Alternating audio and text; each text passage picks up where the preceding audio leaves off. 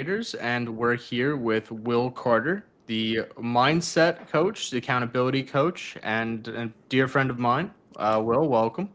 Thank you for having me, Alex. It's great to be here.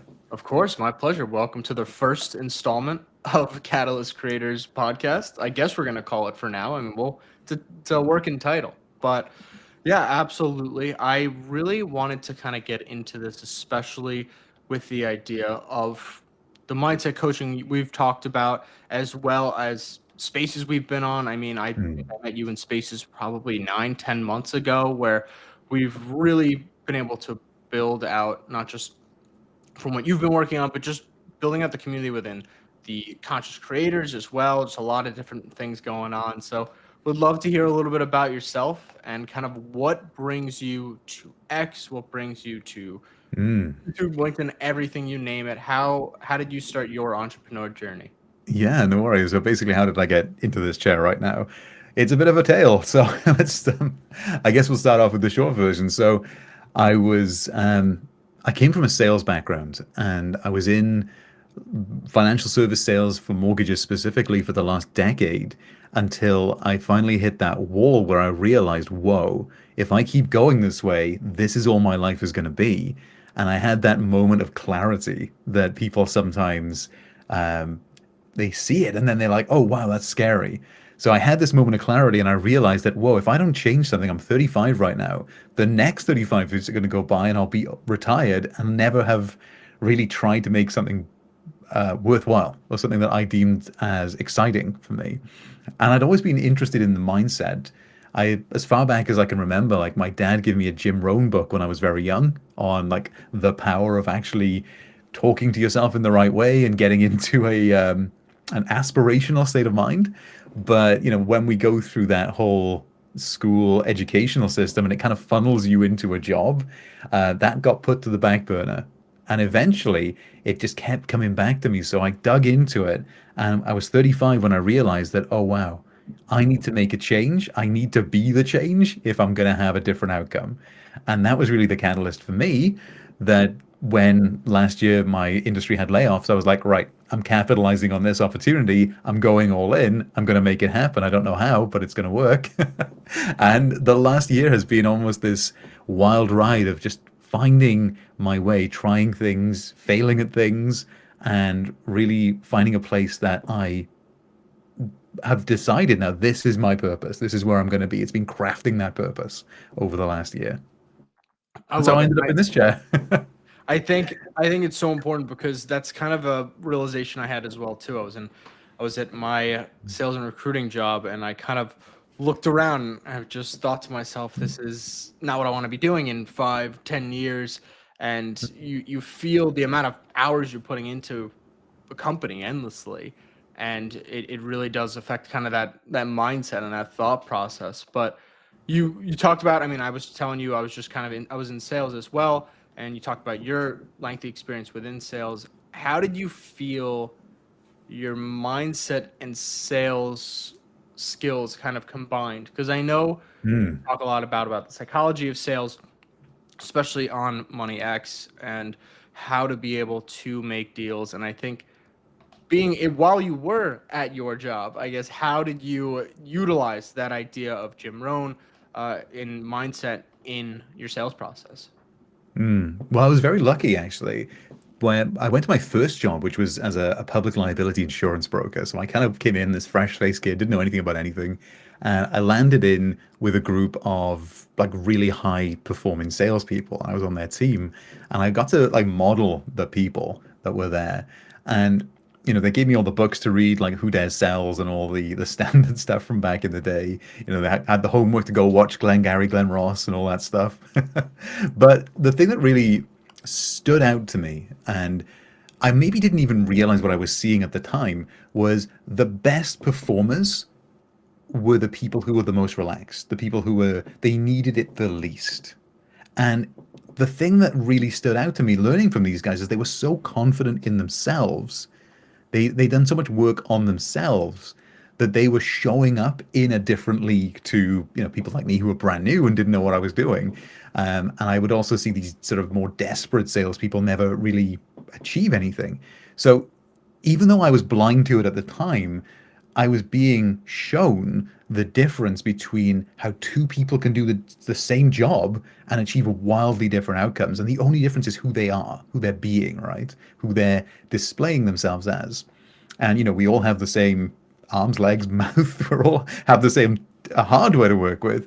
And like, it's over the phone. So the physical side of stuff doesn't really matter that much, but it all comes down to how you're using the tool. So that was a big unlock for me when I finally understood it, that the mindset is the foundation that all of the behaviors come from.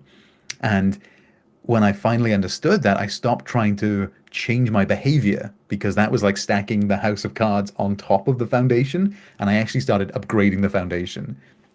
And around about this time, this was about 2006 now, this is when like books like The Secret and all that additional stuff came out.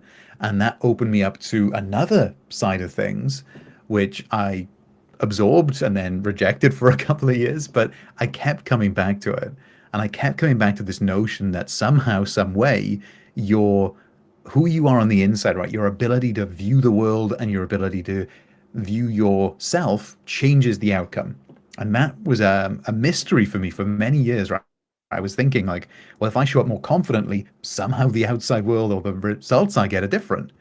And it really took just years and years of trial and error and study to understand. And when I eventually landed on Bob Proctor's stuff, it made a lot of sense. That was the key that unlocked it for me, because he was explaining in a way I'd never heard before that our subconscious programs, our paradigm, is effectively what runs our behavior.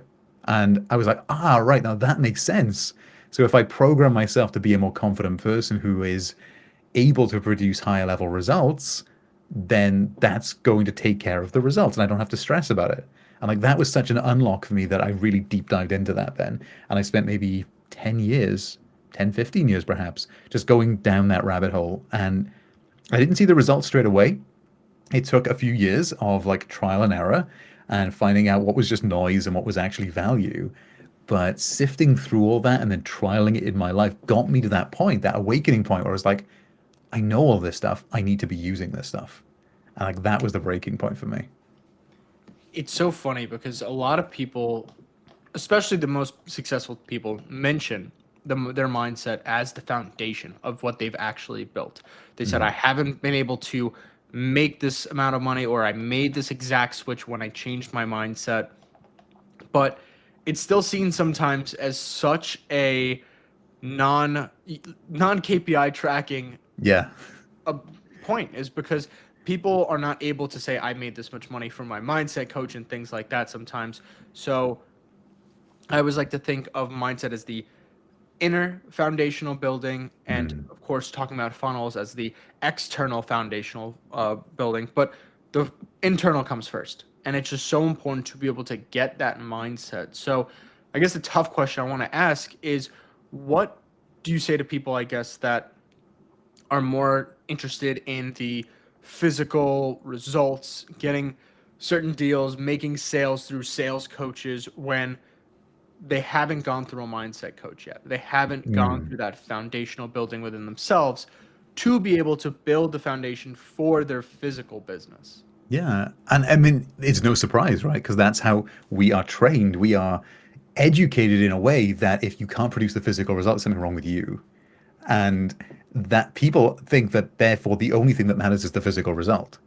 But the way I would explain it is you can take two people with exactly the same opportunity, exactly the same sales script, exactly the same business model, exactly the same environment, and they can achieve completely different results. Now, if the only thing that mattered was the strategy, and the only thing that matters was where you are, who you're talking to, how qualified are your prospects, all of that stuff that we can manage and measure, they would achieve the same result. But it's not. It's wildly different if you go to any sales floor in basically any country, and you're going to find 2 or 3 people in that sales room that dominate, and they don't work any harder. They just work more aligned. They work better. So the question I would respond to somebody who says, because this is a non-tangible ROI, as you said, this is something that you can't physically measure. Like, what is your mindset out of 100? There's no like meter here that says, oh, you're about a 65% today. It's something that's intangible and it's sensed through our emotional state. But one of the beautiful truth that I uncovered through all of this study came from a guy called Maxwell Maltz in his book Psycho-Cybernetics, which I know we've talked about before. And in that book, he really beautifully illustrates the fact that the behavior, which is the thing that most people want to change. Well, no, technically they want to change what comes after that, which is the result, right? That's what they care about. But the result is the fifth step in the process. It goes, who you are, what do you believe, who is your identity, and that influences your thoughts, which begins to influence your feelings, which influences how you act, and that ultimately influences the results you get.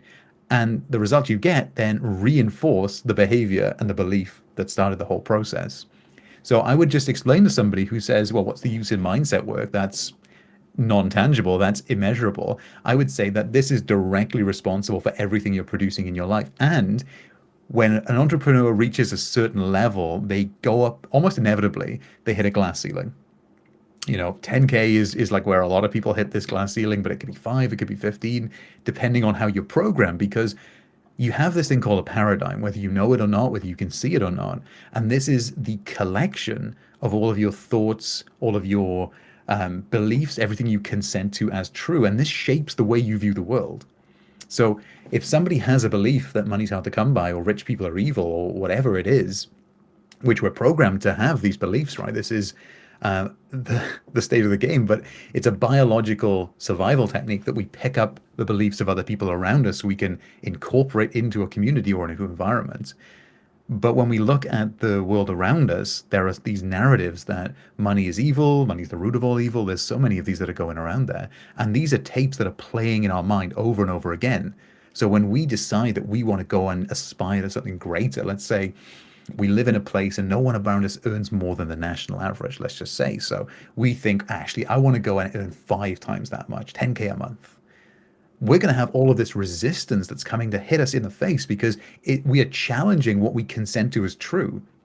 And no amount of conscious effort will override the subconscious program, because it is literally 19 out of 20 parts of your behavior is subconscious.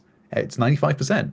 So it doesn't take a genius to see it. If you're operating at 5% power against 95% going in the other direction, no amount of conscious trying or applying or learning strategies or just throwing yourself in the deep end is going to work unless you line up the subconscious work behind it. And this is the power of modalities like NLP, hypnotherapy, that will actually go in and do the mindset work.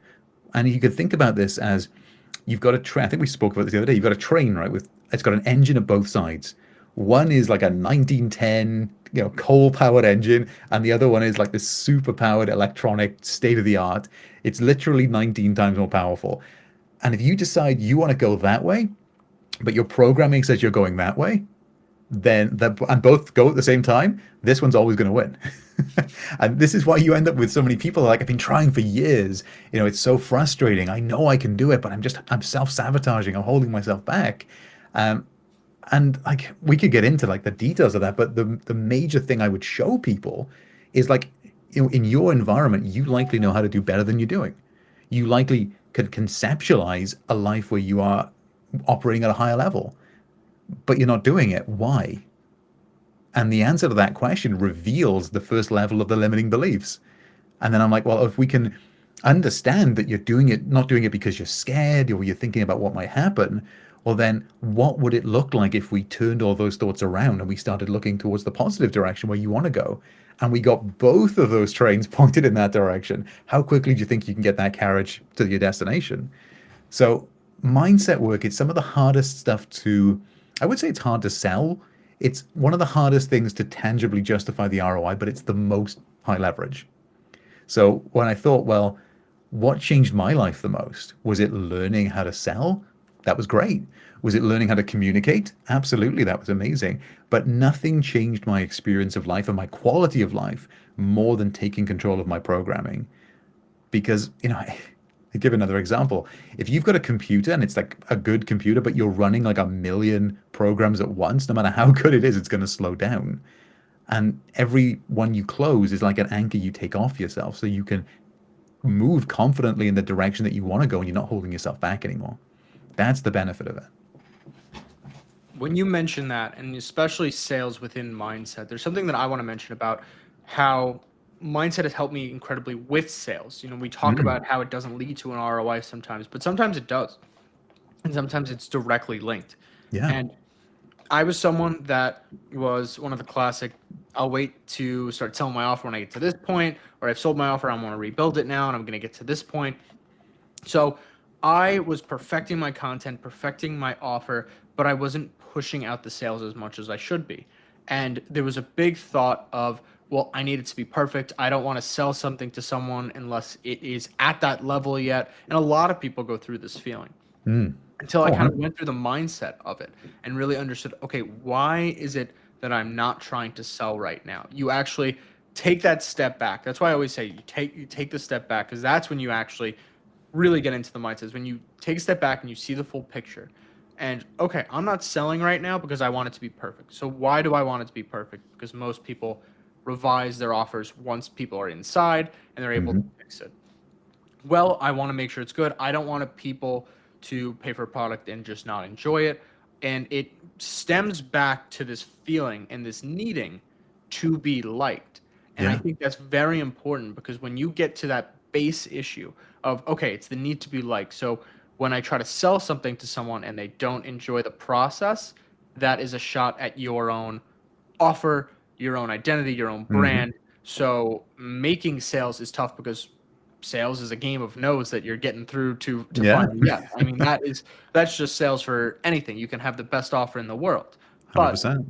when it's taken personal, it restricts that access, or it restricts that want to be able to go and drive the sales. So the mindset shift that helped me was that I know in my heart, with what I've created, what I've built, how long I built it for, and what the results have proven from previous testimonials, is I can change someone's business by building out these funnels. If I can get 10 people mad at me for pitching to them, but I'll change one person's business or life from being able to sell my offer to them and be able to work with them, then I've done more good than bad. Hmm. And that was kind of the mindset shift that I had to take myself through to be able to shamelessly plug myself, sell my offer, and feel good about doing it at the same time. Mm. Because at first it was just, hey, listen, I know this is good, but I want you to feel like it's good too, but I don't want to push you too hard.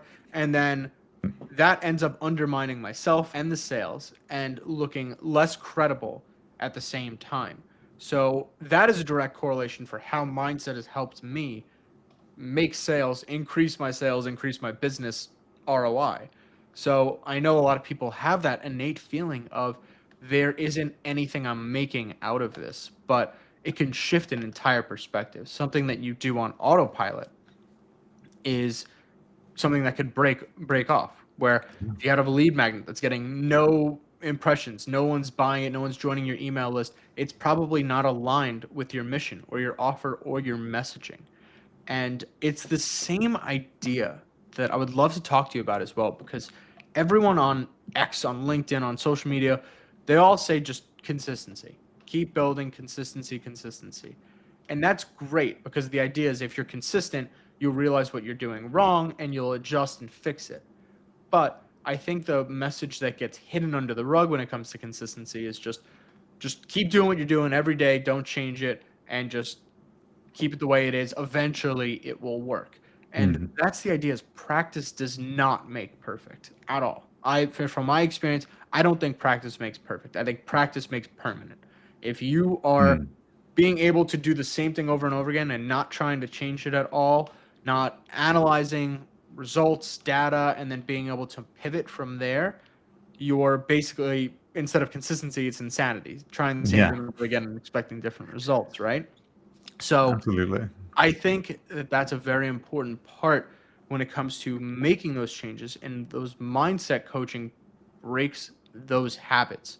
But I would love to see your thoughts of kind of when someone was in a consistent pattern, but they were really just doing the same wrong habits all the time, and then just kind of what was a mindset shift that led to a change in that behavior. Well, I think that a great way of looking at that, like you said, you can do consistent actions every single day and you will develop a result. But if you're stacking your bricks against the wrong wall, if you're stacking your building against the wrong outcome, then you're simply going to stack steps towards a life you don't want. So, in my experience, the first thing to do there is to get clarity, to get understanding on the outcome. And very few people take the time to understand that they're operating with goals that they didn't set for themselves most of the time. You know, the whole industrial funnel example I like to give is you go to school, you go to university, you get a job, you work the job, you retire, and then ultimately you die and you try and have fun in the middle somewhere. But that's not your goal. That's the goal that you were given. That's the default path. So the the clarity I think has to come first. You have to know where you want to go, because when you know where you want to go and you know where you're starting from, you then have all the elements of the map, and the getting there is going to go off track, right? But if you have that guiding star, you'll be able to bring yourself on. So like you said, you could put a lead magnet out there, and I'll just go with my own personal experience. Like my first offer was an accountability service, really simple, $150 a month. I'll keep you accountable every day. Nice and easy, nice and simple. I didn't know what my end goal was at that point. I just knew that, hey, I'm pretty good at showing up every day. I'm pretty good at the consistency game. So I'm going to use that. And then after that, it morphed into, well, I can see why people are struggling to show up every day. And, I can check in on them and I can call on them. But if they've got shiny object syndrome, then the accountability on its own isn't going to help, because we're not actually addressing the base understanding that they don't know where they're going. And that's where I started to get into hypnotherapy and started to study NLP and get those modalities and certifications, and actually get some training on that so I could help people on a much deeper level. Because like you said, what we're dealing with most of the time is the surface level stuff. And it's important, by the way, to have that surface level stuff. A good optimized business model, a funnel versus a spray and pray approach, it's going to generate 10x the return. But that is all predicated on the fact that the owner or the founder or the leader has a direction that they want to take that in, to begin with. And coming back to what you said, because I think that it really needs to be compounded on that idea that I know how to sell more, but I'm not doing it because I fear people's results. I fear people's reaction. That stems, like you said, from a need to be liked, which a level deeper stems from a need to be safe. Because, we're biologically wired in a way that if you don't like me and you kick me out of the tribe, I'm done. I'm cooked. I'm dead. And we still operate with that from our basal ganglia, one of the oldest part of our brain, where those feelings come from. So when we understand the mindset shift that I needed to make here, and that most people need to make, is that I'll be okay regardless. I'm more than enough as I am. And this is so powerful because we're always trained to seek in order to be validated. This is the whole sales industry is basically, you don't have enough, so buy my thing and then you'll be enough. And you could put this to food, you could put this to makeup, you could put this to whatever. And that's the game that most people play. But when you're operating from this idea that you can be enough as you are right now, and if somebody doesn't like your thing, you can choose to give it the meaning that that's fine, that's just not the right fit for them at this time. And in mindset work, this is big, because most people who are starting out in entrepreneurship who haven't hit that ceiling yet, they think it's just about the strategy. So if I was to reach out to 100 of those people, maybe one or two would have the awareness, right, to understand that, oh, I am going to limit myself, I am self-sabotaging. They think, oh no, I just need to grind more. And that's a process that they need to go through to get the awareness of, I'm grinding, but it isn't working. What's wrong with me? And so what I have found is it takes a certain amount of trial and error or awareness to hit that point where somebody understands that, oh, actually, I need to upgrade the operating system I'm working with to get a better result, not just do more of what works, like you said, because you could put in that 1% every day and get an incremental 365 return over the year if you're doing the right thing.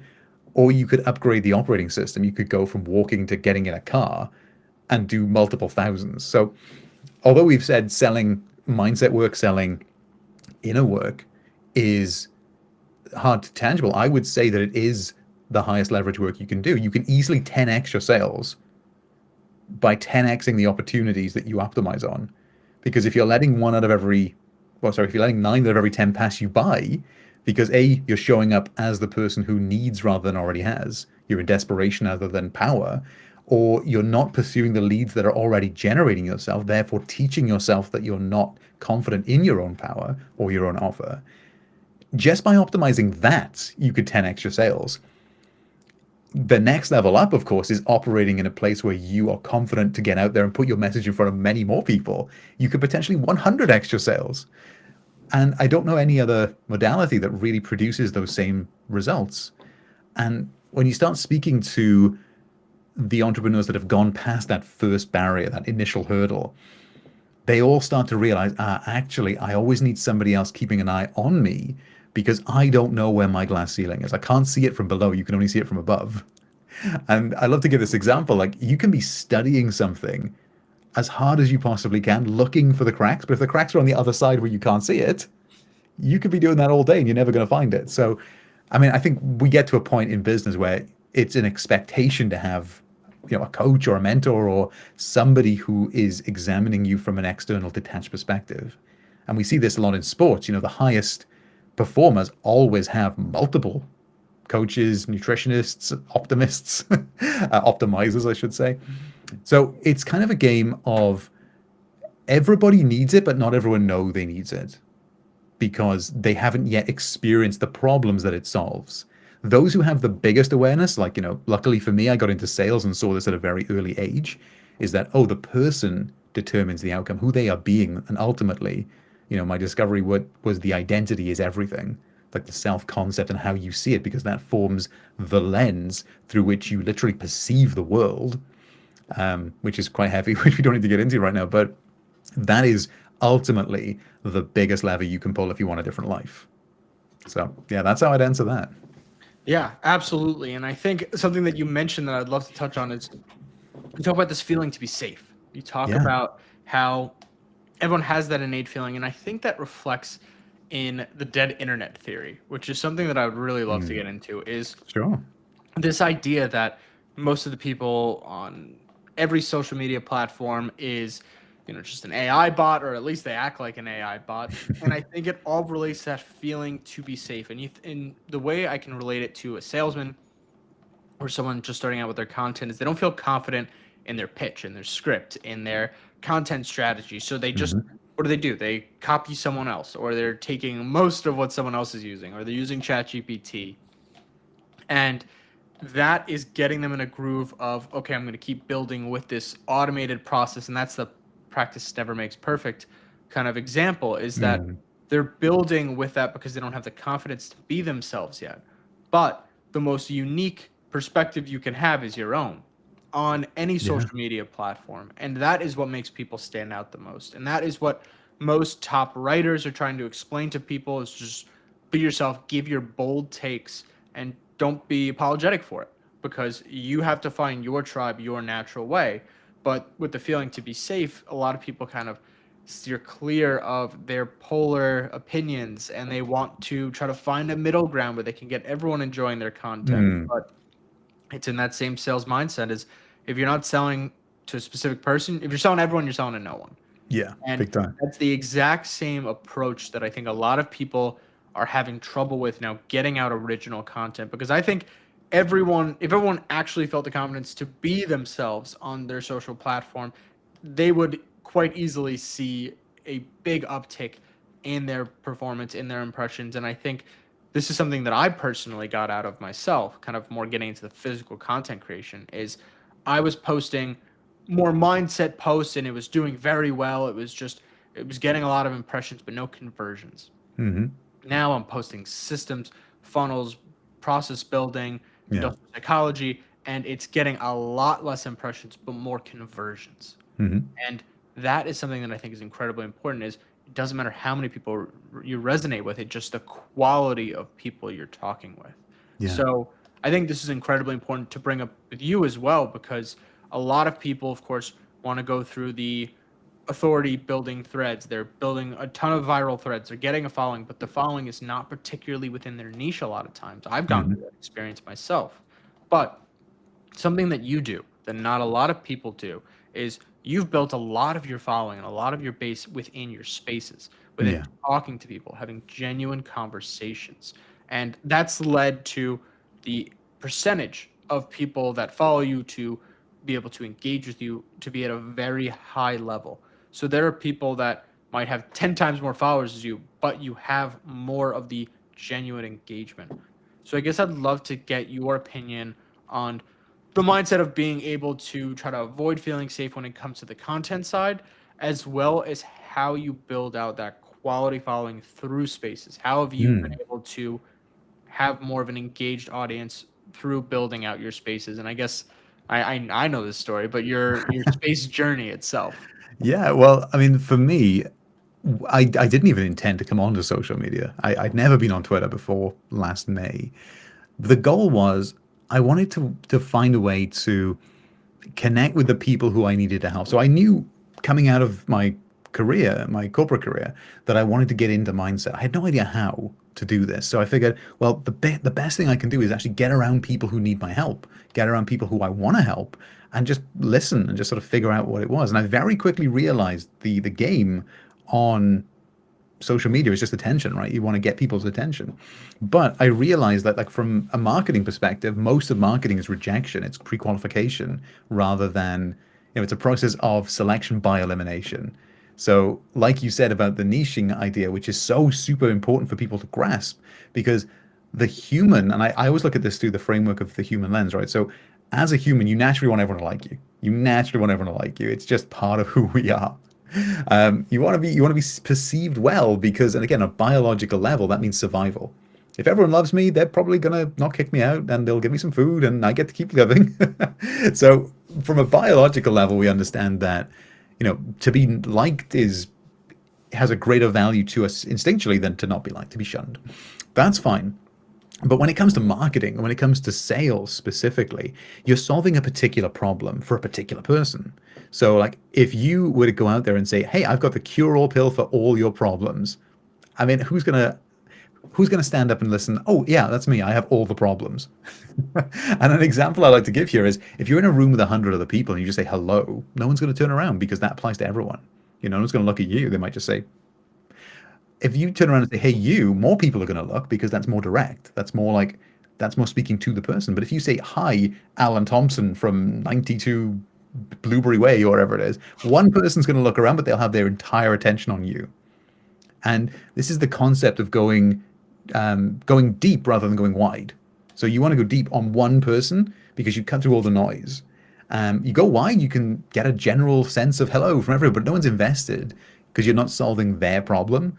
When you solve one person's problem obsessively and you become the person to solve their problem. So, this is kind of my journey. I was very interested in working with people who had these limiting mindset beliefs because this is where I came from. And I started working through them myself. And I realized, well, we're going to go through a period of time right now where the traditional 9 to 5 that we thought was safe, that we were programmed to go into, that we were molded for, is going away. This happened to my industry with mass redundancies, and more people are going into the field of becoming forced entrepreneurs or freelancers because the structure that was there before is gone. It's no longer a case that you work for a company for 40 years and then they look after you. Most people are bouncing around every couple of years. So I understood that that's a big paradigm shift that's happening as a culture, but which we're not prepared for. So my messaging, my ICP, is all around people who want to take control of their own destiny, you could call it, your own reality, their own perspective of reality, by upgrading their mindset so that they then can go ahead and become the hero of their own story, which is how I like to say it, because most people are occupying a mind space of being programmed, much like robots or NPCs. So the hero is someone who becomes the intentional main character in their life story. Again, that means taking control of their income, taking control of the way that they perceive the world. And so I was very clear that I wanted to work with people who are open to this. And I say spiritually inclined, but it's more just a case of awakened to the point that the inner world exists, the programming exists, and it controls your behavior. So awakened entrepreneurs who wanted to create something for themselves. So I settled on solopreneurs, which probably was a mistake because at that point I wasn't aware of the full journey. I just thought, entrepreneur, solopreneur, let's pick one, let's go with that. So the reason I started to get on Spaces was I tried writing and I would edit myself. And again, it's probably because of that fear at some level.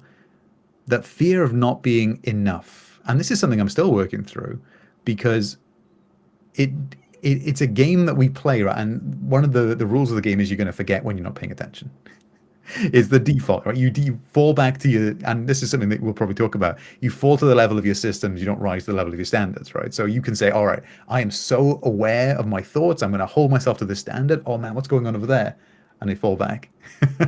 So like it's all about raising this inner identity so that your wealth set point and your achievement set point is higher.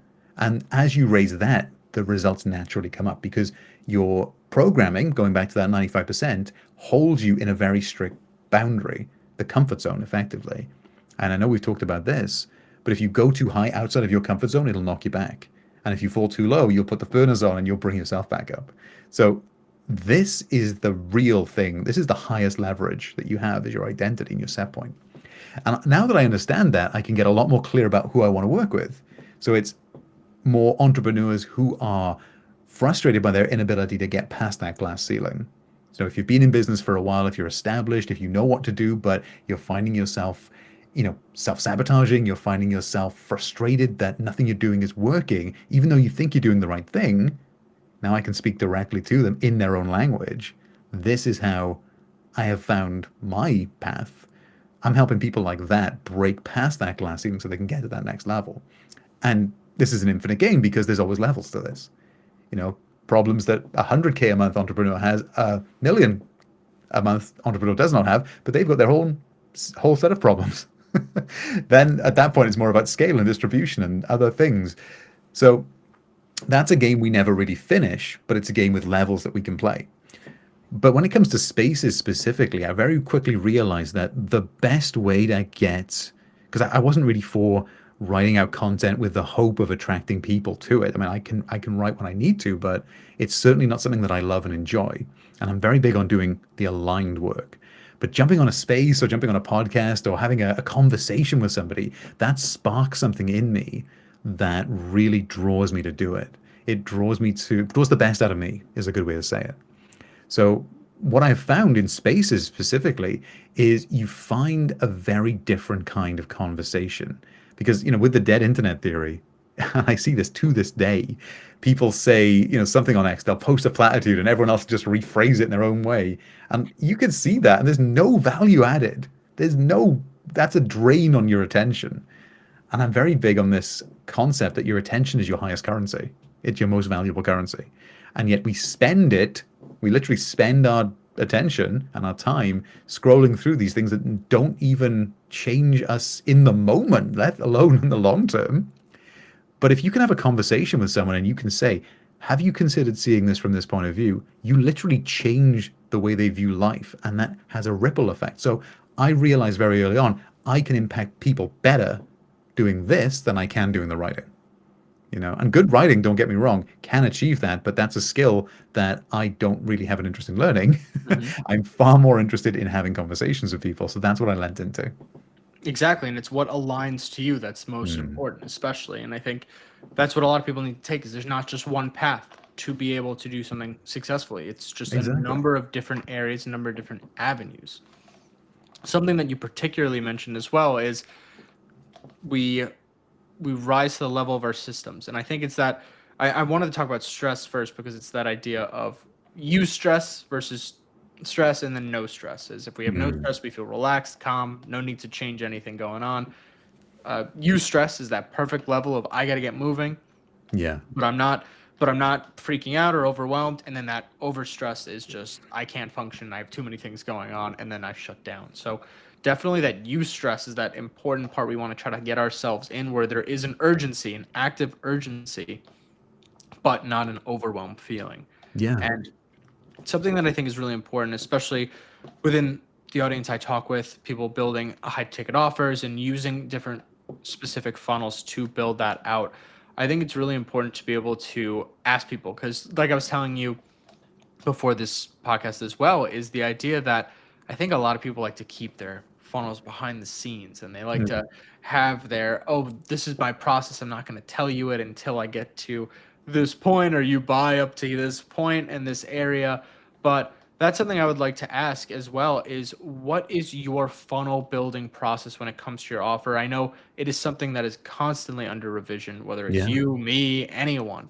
So I would love to know kind of what that process has looked like for you when it's come to finding what funnel you've been using and Hmm. what that progress has looked like through trial and error. Yeah, amazing. Well, I think there's two ways of looking at this. We'll start with the obvious one. So for me, even understanding what a funnel was something I didn't understand this time last year. I'd come from a world where all the lead generation and all the nurturing was done for me, and I was a closer. So I basically got on calls and I sold mortgages, or I had a team of people who I would train. But the lead generation and all of the acquisition was taken care of behind the scenes. But when I got into this world, it was a case of, hey, I've got this amazing thing. Nobody knows about it. I'm gonna have to tell them about it somehow. And that was kind of like the switch that says, oh, there's actually another layer to this which I don't know. So let's dig in. But ultimately, I view a funnel as a very simple mechanism.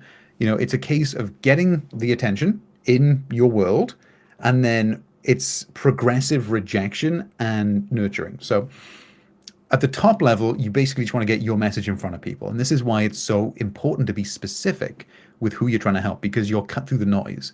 And that's the first hurdle, right? You have to come over. It's like if you go on YouTube and you've got a decent sized screen, you've got at least 16 people saying, hey, click me. They're wanting your attention. So immediately you are having to position yourself to stand out to the right person. And again, it really just comes down to knowing the person you want to help.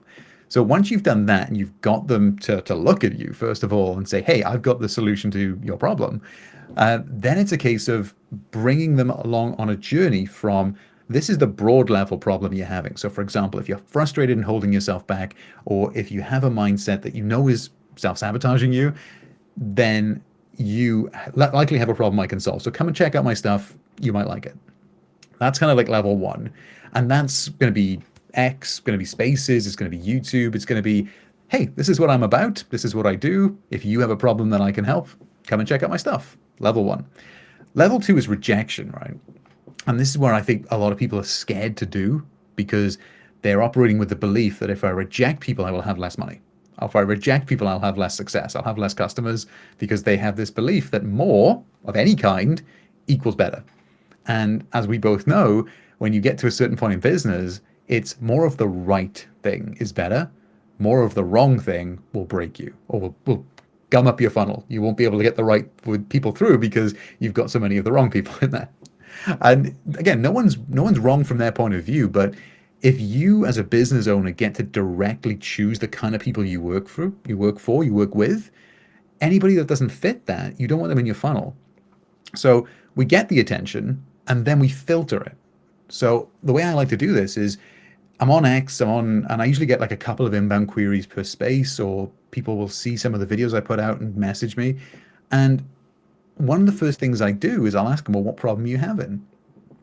And this is something a lot of people also do in the DMs when they'll reach out to you, is they'll try and figure out, okay, what problem do you have? So what we want to do here is reject about 90% of people and leave only the people down to level 3 that we can truly deliver for. Because one of the worst things that you can do, in my experience in business here, is take on a customer or take on a client who hopes for a result that you don't want to work on, you don't want to deliver. Somebody wants, and this happened to me, right, with the accountability, is I had a guy who was in there, brilliant guy, good friend, but they wanted to grow a business. And they were like, Will, how do I grow this business? Like, I've never done that kind of business. I'm here to help you with you. But that was a mistake of mine. I didn't filter, because it was my first go. I didn't know that I needed to.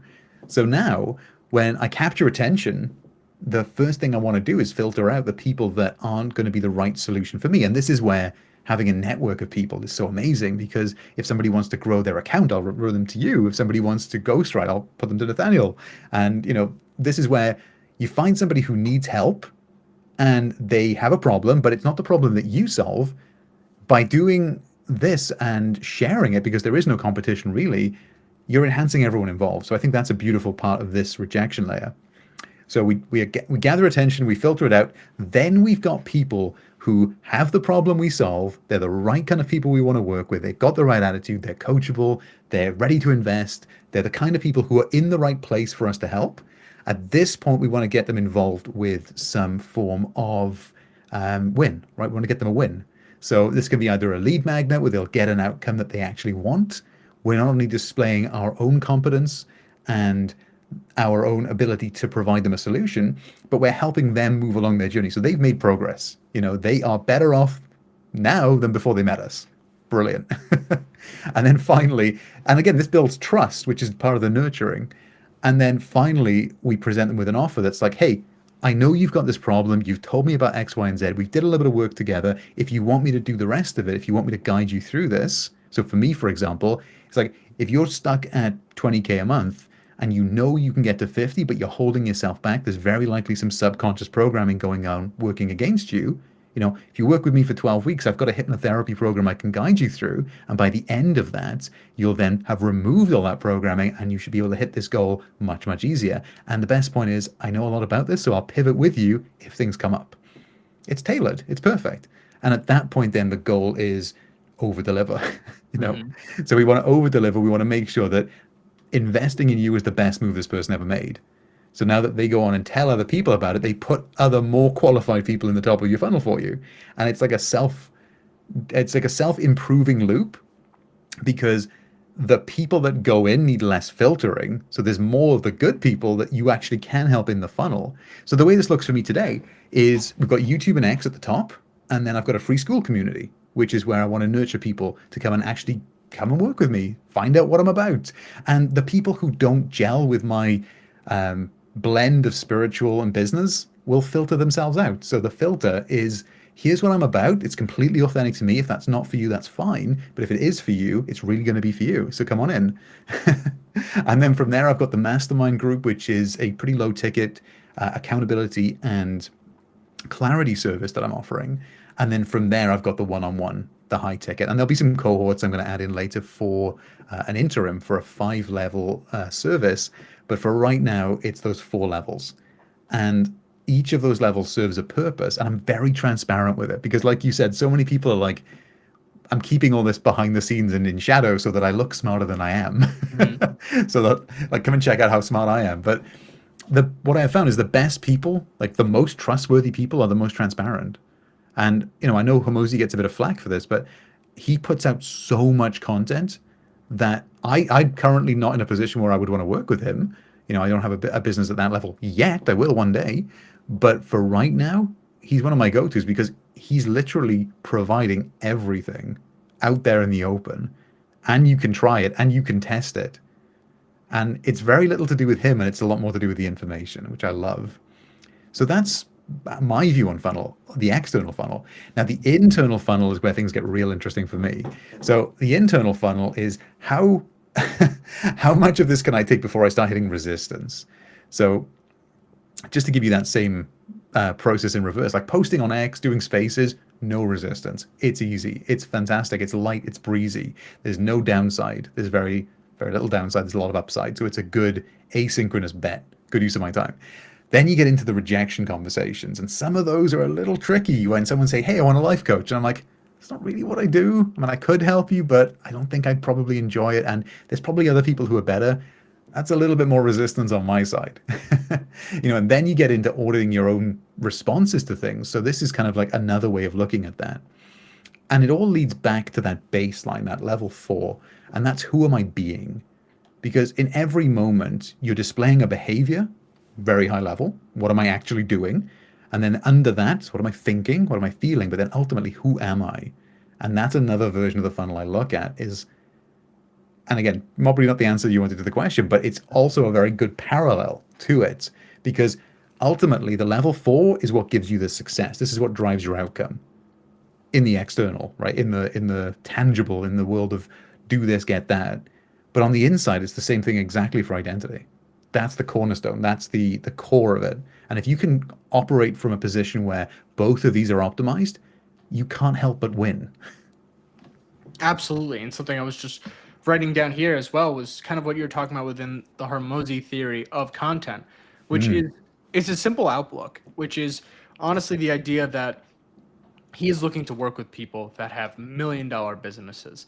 So his lead magnets or his free advice is all going to be for everyone that isn't at $1 million business.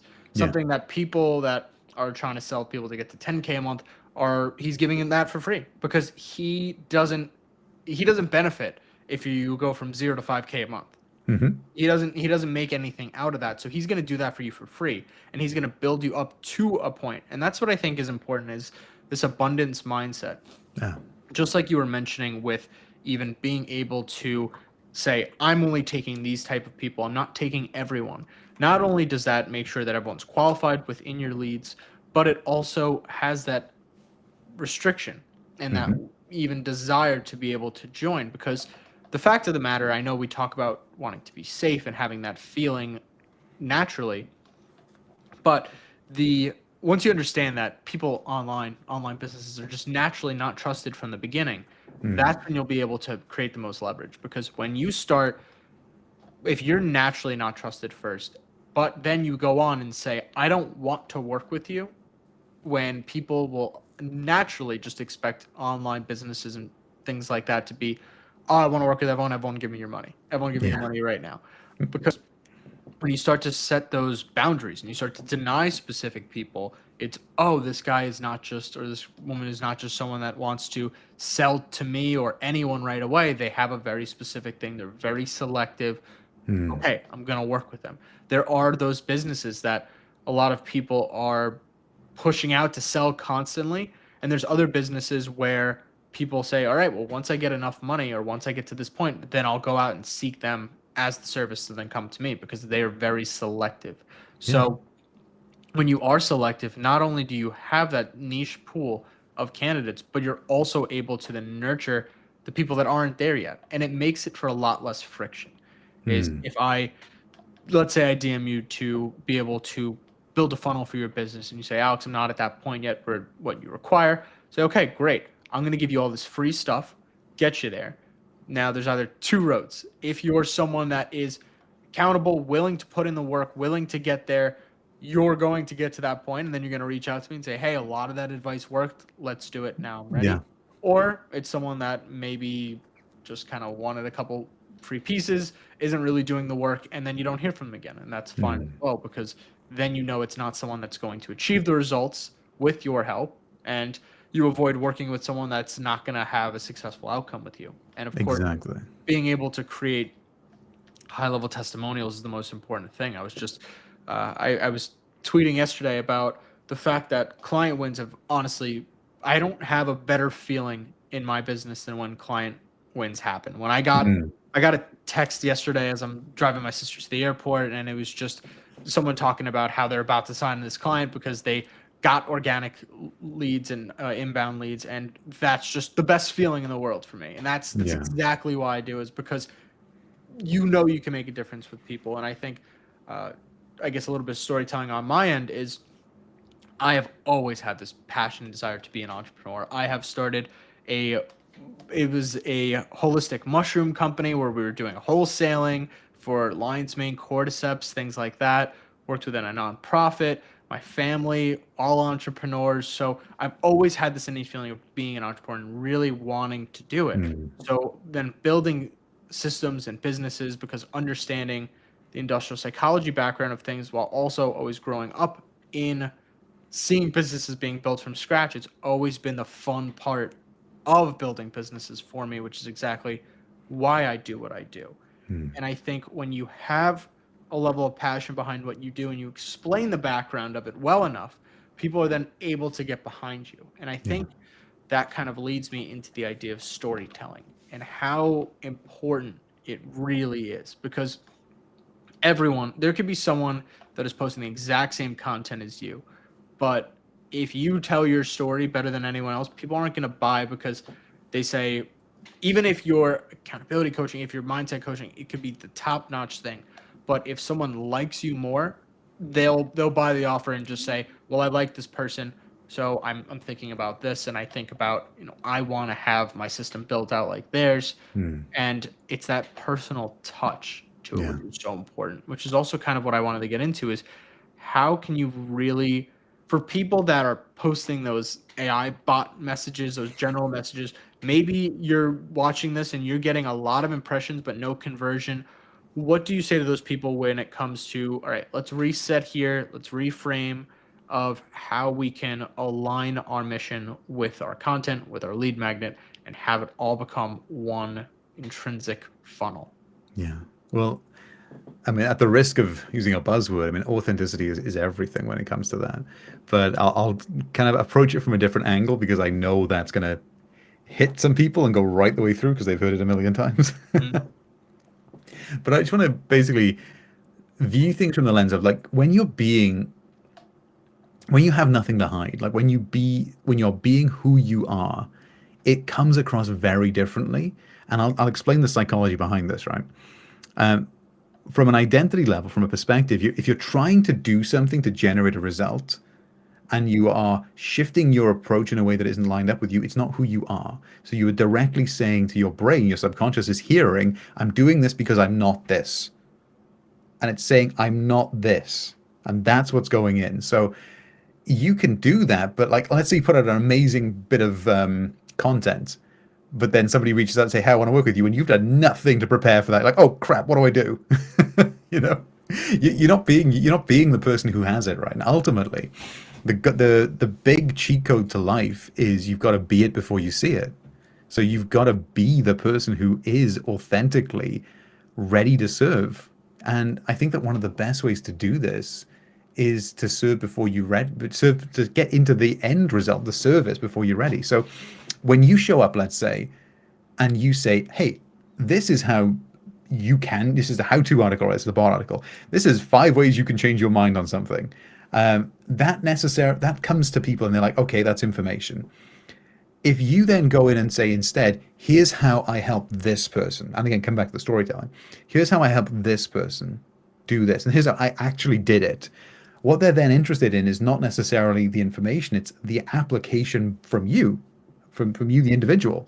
And this is then how you can start to build out that the real essence of the personal brand, which is the person, not the information or the action.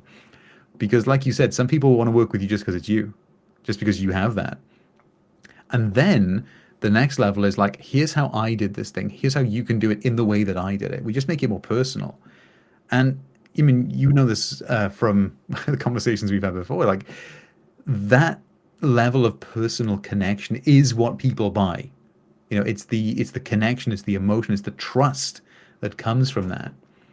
And I think that when you're showing up from a position of I'm just going to do what's already working, even though it's not who I am, there's a level of disconnect that is transparent, comes through in everything. You know, when somebody's, like you said earlier, copying somebody else's format or copying somebody else's content strategy, but it's not one that's aligned with them, then it's like a house built on sand. You know, as soon as something better comes along, you're going to drop that and pivot. Whereas if you built something that you genuinely believe in, where you genuinely built it, you've built it on rock. And that it doesn't matter what's going on, whether NFTs or AI or whatever, you're like, this is my thing. And I'm showing up consistently, naturally, because it's who I am. And I'm speaking in a way that displays authenticity because it's literally who I am and what I do. And I would speak about this if if it was for free. And like that level of passion and authenticity bleeds through into the content at a level that you couldn't consciously fabricate. It's just naturally there. And I don't believe that there is a way to learn that. It's just got to be something that's felt through the work.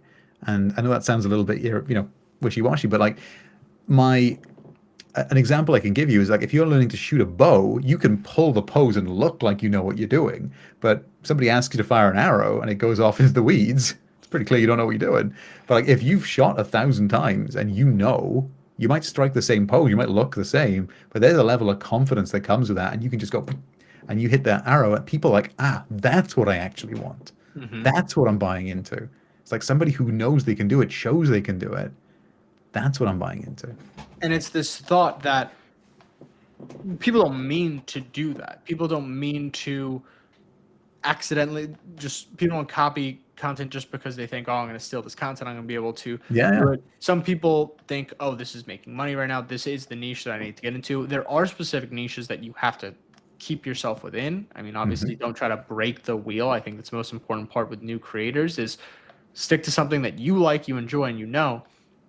But that's a lot of a trial by error type scenario where Yeah. a lot of when I first started out, I started almost actually 11 months from the day because I started on March 20th. This is February 20th. We're talking Hmm. right now. So I started 11 months on the day, and I was talking about mindset at first. I was getting into it. Mm. I'm very interested in mindset, but I realized that my passion within business building is more within the funnels and the systems Mm. of how to build it. I worked within content, then I worked within the offer and client acquisition itself, but now it's kind of the overall funnel building that has been what's driven me. But it took the mindset, content posting, it took all of the content itself and sales Mm. acquisition. It took all of that experience to be able to get to this point that I think is important. Is so if you are someone that is trying to align your mission and trying to build out your brand, just don't be afraid to do it faster. Don't be afraid to fail Yeah. faster because that's something that I've learned very often is whoever's just willing to that aggressive action is going to just help people. Everyone's going to fail the same amount of time, or not same amount of time, but everyone's going to fail a lot. You're gonna And fail a whoever lot. just does it faster is going to succeed faster. I mean, it's just the the life of opposites and the game of opposites. I actually have something to add there, which just goes back to the archery example. I saw this graphic the other day, right? Which is like 92% of people are just holding the bow, they never fire. Yep. Like 7% take a shot and then they like, it didn't work, I give up. And then 1% is just like fire, fire, fire until they hit it right. And everyone looks at them and go, wow, they hit it right. They don't remember the rest. No, they were lucky. Yeah, oh, yeah, of course. I'd like just to give another archery example, because I seem to be full of them right now, is you don't try and build a better bow. I mean, you could, and some people do, but take what works and get good at producing the result, because the end user doesn't care about how you shot the arrow. They only care about the bullseye.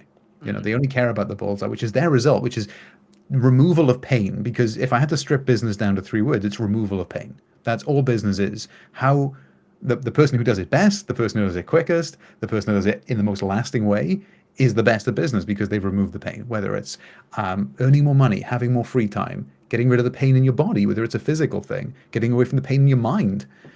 That's all business is how can I remove pain? How can I solve the problem of pain that you're having? Or how can I solve the impediments to you getting to pleasure? That's all business is. So what the end user cares about is, did I hit the bullseye? Did I get rid of that pain for you? And you can figure out a way to use a gun instead of a bow, sure. But if you've got nothing but bows, just pick one up, start practicing with it. Because the better you get at solving the problem, and we can bring this analogy practical, whether that's your social media choice, whether it's X, whether it's YouTube, whether it's a funnel that you're building, whether it's a business strategy you're building. You can pick what's already there and then get good at it. And by getting good at it, you're naturally going to find which bow you prefer. You're naturally going to find which one hits your grip style the best, which one's good for your height. And I'm going really off in the weeds with this analogy here, but it's important because there's nothing wrong with taking what works. What's wrong, I suppose, in the way of saying this is, I'm going to pick it up without understanding it. I'm going to pick it up and claim that I'm the best in the world, or I'm going to pick it up because I saw somebody else using this one. That means it's the right one, but it's not the right one for you, So I think that it's really important to understand that you're approaching your business with your own set of goals and your own background. You could use exactly the same strategy that the person down the road used, but they've got their own set of backgrounds, they've got their own set of goals, and the vehicle, or the bow in this example, is going to be unique. What works for you won't work for me, and what works for me won't work for you. So this is one of the things that I think is really powerful. And coming back to what we talked about right at the beginning about clarity, that's where you want to start, is get really clear on where you are, what your skills are, what you want, where you want to go, and then find the best path. And that path will change. I've been in business, August is when I first officially started the business side of things. So it's been 6 months, and I think I failed like 4 different offers already. I've had several that landed well and several that didn't land well. But the more you try, the more you practice that path. And I've got a saying which I like to share around failure is, if you imagine yourself at the bottom of a mountain in Switzerland where they've got the switchback roads and you want to get to the top, every time you hit a corner and a 180-degree turn, it's going to feel like you're failing because you're turning around and going back to where you came, but everyone is incrementally getting you closer to the top, right? Mhm. That's the game. You're never going to just go from the bottom to the top. You've got to take all the roads to get there. You might have less turns than somebody else, but you might have more, and that's okay. Exactly. And I think something that you're talking about as well is that perfection of, oh, I'm the best one to ever do it and things like that. That's people can see through the bullshit of it. Yeah. And I think it's very important to know that is you're not kidding yourself, you're not kidding other people. There are one or two, three people that are going to be the best at doing it. And not everyone's looking to learn from the best that are doing it. They're looking to learn from someone that's just right above them or just has that next step because that's more realistic. Mm-hmm. If you sell to people that you're going to make them 100K in 30 days with no offer or anything like that, it's going to sell a lot less than someone that's saying they're going to make you 2K a month after 60 days of working on your already established offer because Yeah. people can mentally bridge that gap. They can say, Mm-hmm. okay, I can see how someone can do that for me. Because especially if they say we're going to do it through this process, this communication funnel, and just being able to understand, they make that connection of this is realistic, this can be done, I can understand how it will happen. If they can't understand how you're going to make 100K in 30 days, then it's nonsense. It's not even going to work. And it's the same thing with saying you're the best to ever do it. It's just I Mm. don't think so, or I don't know. And there are people that have been able to just display what they're doing, how they're building it, and what they're doing next, and just keeping people on the journey. You want to be able to have someone that followed you from day one say, I was that first or second follower, and just have them be proud to be part of the story, which is more important than Mm. acting like you're number one. Oh, so I mean that's so good. And I remember this saying that I got from Homosi of all people actually, which was really useful when I was just starting out, and it's just proof over promise.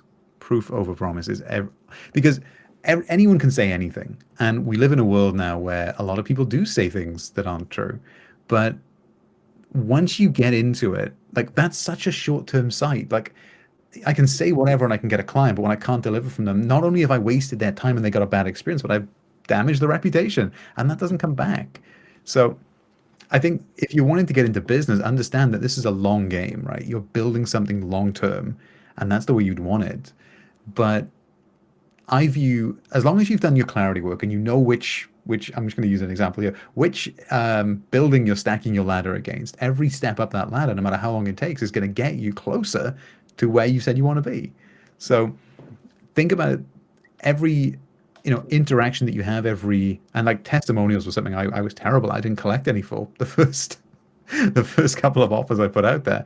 But in the beginning, gathering that proof to yourself on a psychological level as well, you step into, oh, I can actually do this. I can actually get a result.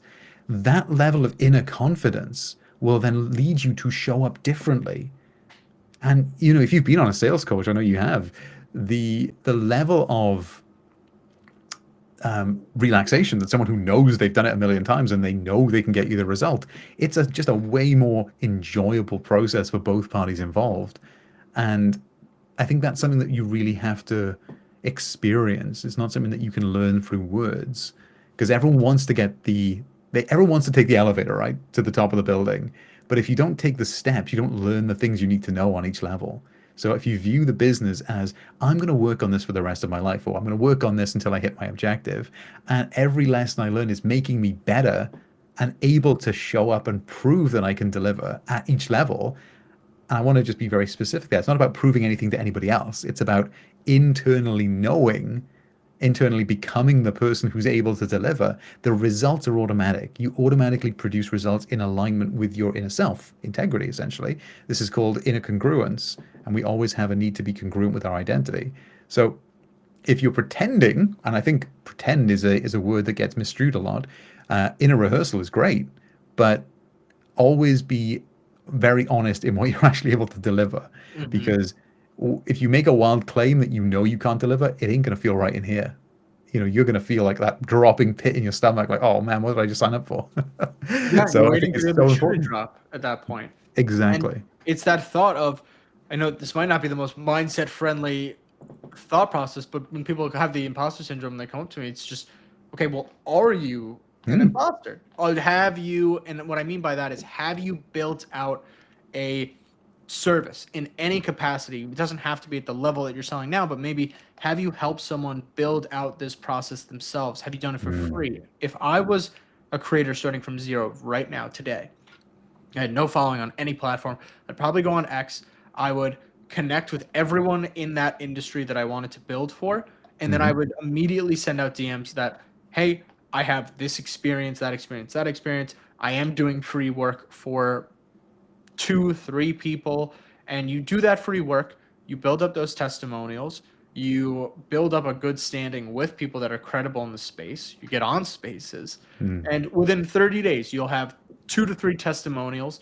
You'll have a genuine following of people that actually fit within your niche, and you could start selling at 100 followers with 2 to 3 strong testimonials, because you know and you're confident that you've built that out. If I had to start again from 30 days, and that was what I had to do, I would just immediately get into the free work. You want to be able to build up the confidence that you can do this and then raise the price. But a lot of people kind of want to skip the line, or just, they feel a sense of pride with how much money can I make, or how fast can I get monetized within the first week or two. That's going to determine how good I am. And that's just not the truth. The truth is, you build up your credibility, you do it from there, you establish that you're already doing this job. So all you're doing is increasing your price from there. And then once you increase your price enough, or you reach your bandwidth, then you scale by creating a new product that it gives you more time, but can achieve a similar or the same result. Yeah, so good, man. And I'm exactly on board with that as well, because free work, right, there's a pro and a con to free work, and I'll explain my perspective on this, but it is more beneficial to you than it is to them, even though you're not getting paid, right? Because if I could teach people one thing about business, and this does go back to my sales experience a little bit, but I've learned it most over the last year. The money that you earn is in direct proportion to, I've heard this a million times, the need for what you do, your ability to do it, and the difficulty in replacing you. Now, you don't control necessarily number 3, because that's predicated on the first 2. If you've found a good product market fit and there's a need for what you do, and you're not selling balloons to people that don't need balloons, as long as you've got a decent product market fit, which is pretty simple to find, the only real lever that you need to pull is, how good am I at delivering on this? How good am I at getting this result?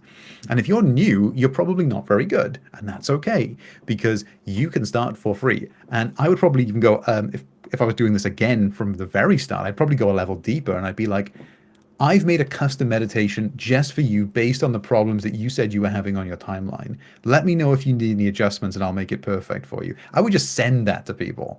And I'd be like, I've done the work, just enjoy the result. Let me know what you think about it.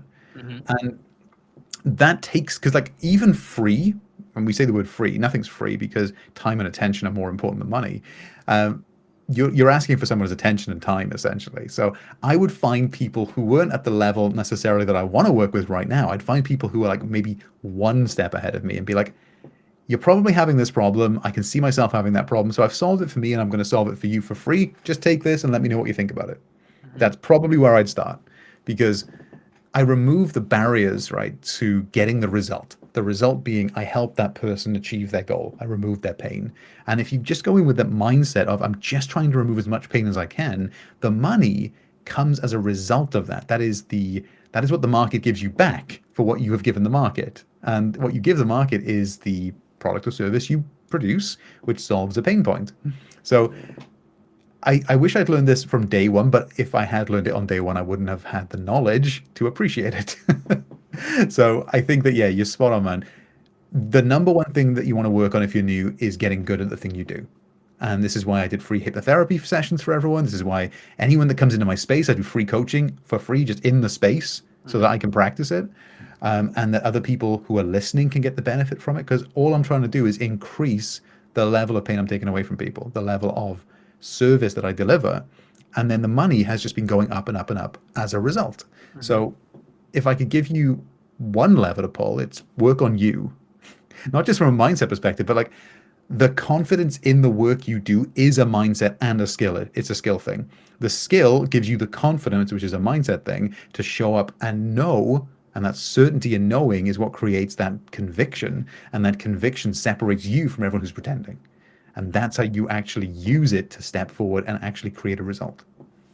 And it's the same idea with the lead magnet. And before I get your final points, I kind of wanted to really explain that idea as well. Is just people on the side of creating have this fear of, if I make this really, really good offer, I make this really good video that explains everything incredibly well, I gotta put it behind a paywall. If people see this and then they come to my paid offer, they're gonna realize, I need to have this behind the paywall.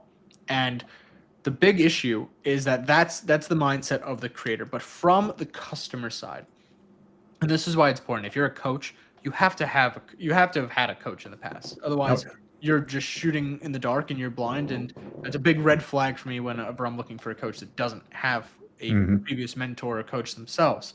And it's that same idea where if I'm a customer and I see the most valuable thing on YouTube, or I see it on their content, my assumption doesn't go to, oh, I'm going to take this and run. It goes to, what else do they have for me? If this is for free, what's the paid version? And I think that is the disconnect between mindsets of the creator versus the consumer that I think is incredibly important. So within your free offer, within your lead magnet, within your just free trial of what you're presenting, make sure it's as valuable as can be. Don't shortchange it just because it's not paid, and you're ultimately going to make more money because of it. Yeah. Yeah, I can speak to that because, again, I would remove the word free from your vocabulary. Nothing's free. Nothing's free. If someone's giving you money, that's fine. It's value exchange. If someone's giving you their attention, then they're basically investing the most powerful thing they have in you for that amount of time. And you might not see an immediate ROI on it, but the overall leverage that gives you, with people giving you their attention, is way more valuable than people giving you their money, because you typically use that money to get more attention. You buy ads or whatever you do. So the attention is kind of like the most pure form of value that someone can give you. And to your point there about the free, right? The only thing that is, in my experience, especially when it comes to accountability, and this might be unique to me, if you're giving somebody a tangible ROI, maybe there's no problem here. But I have found that there is an element of the human condition that people only pay attention to what they pay for. And I've seen this because I tried to help people for free with accountability and they would just disappear. They weren't invested. But having said that, I still got so much out of that. I still got so much valuable experience out of that I could then use to tweak and put into place. So I don't think there is a downside to free work. Even if you get burned, even if you take a loss on it, for example, the experience and the we're just going to say the inner levels that you gain in the job or the skill that you want to pursue, you're going to get that more from losing than from winning. Because if you win, you just confirm what works. If you lose, you learn what didn't work, which will allow you to miss that in the future. So I would just say get out there, do it, and then monetization happens later. Absolutely. And if something's free, chances are you're the product. You're the testimonial, you're the email list subscriber, Exactly. you are the product. And I think it's just such an important aspect to know. But before we close out, I want to get to know what is inside the heroic way. I need to understand, how are people going to be able to be more accountable to their actions, and how is this mindset shift and how is this program going to help people build up the most? Well, the first thing that I would say is the Hero Academy and the Heroic Way is all about becoming empowered. It's all about taking the power out of the programs that were given to you that you didn't choose and deciding on the life that you want to live for yourself. So this is a journey of empowerment. So I always say to people, I'm never going to sell you anything. I'm going to encourage you to become more. And that's the outcome, right? So the Heroic Way is kind of like the flagship program, the Heroic Breakthrough program that I offer. It's a 12-week guided program where we go through systematically removing the old limitations and installing new behaviors. The goal of this is for you to have control over your reality, over the reality you experience. But the number one thing I can give to anyone for free right now is just the baseline structure that I teach, depending on the level of involvement. But this is across everything. So we start off with complete clarity, right? You need to know where you are and where you want to go. Knowing where you are allows you to see, right, this is what I'm currently displaying. My behavior is showing me that I'm overeating, I'm skipping sales calls, I'm doing whatever. That's where I'm currently programmed. Where I'm going to is where I want to be. I define my objective, and like 1% of people actually do this. So 99% of people are floating through life hoping they get somewhere that they want, but they never defined it. So the goal is always to go from here to here. Now, I love the hero's journey by Joseph Campbell. So that's kind of like I wrapped it all in there because it maps so perfectly to that. Starting out hero, they're moving into a wider world. They go through some trials. They find a mentor. They overcome the enemy, and they come back as an improved person. But it's a loop that never ends. So that's one thing I just give to everyone is get clear on where you are, get clear on when you want to go. And then it's a case of reworking with the tools that I provide or other people provide that will allow you to rewire your mind so that everything is pointed in that same direction like we talked about earlier. And the result of this is more confidence, more sales, more money, because we've changed who you are being on an identity level, and the results will follow. So I currently offer the Hero Academy on School, which is my free paid community in the middle of a transition. But that's going to be my community where I give away a lot of the stuff for free, because the value in this is only found in the application. And if you watch YouTube a lot, you've probably already seen this. Everything you could ever want to know is there, but you're not knowing it. You're not learning it. You're not applying it. So what I have found is it's the controlled application of information, the accountability, the structure, the way it's presented in a way that you'll actually take action on it, which is where the real value is. So I also run a mastermind where I break down exactly how to implement it, and I actually check in on you every day to make sure you've done it. And that's kind of like the next level up of my accountability program. So that's currently what I'm offering. So we've got the soon to be released YouTube channel with a lot of free content, a lot of, again, holding nothing back, right? A lot of the grade A content is already out there. I'm just positioning it through my lens and my experience. Then I've got the free group, which gives you a bit more access to other people, the mastermind group, which is where I hold you accountable. And then ultimately, if you want to go deep, if you want to have a perspective change that is unique to you, we'll go through the 12-week program, and you'll end up then as a more powerful version of yourself. And that's how I've found that non-tangible ROI is best explained. Absolutely. And that's what I loved about how we got into that here is just what is the deep meaning behind mindset coaching. And I think there's a lot of misconceptions with it. So, hope we clarified a lot here for anyone listening. And Will Carter, Space's host, mindset coach, and a great guy. Really appreciate you coming in, and I'll see you on the next one. Amazing. Thank you for having me, Alex. And I'm looking forward to watching many more of these. Yeah, my pleasure. Take care, man. All right. That was hour 22.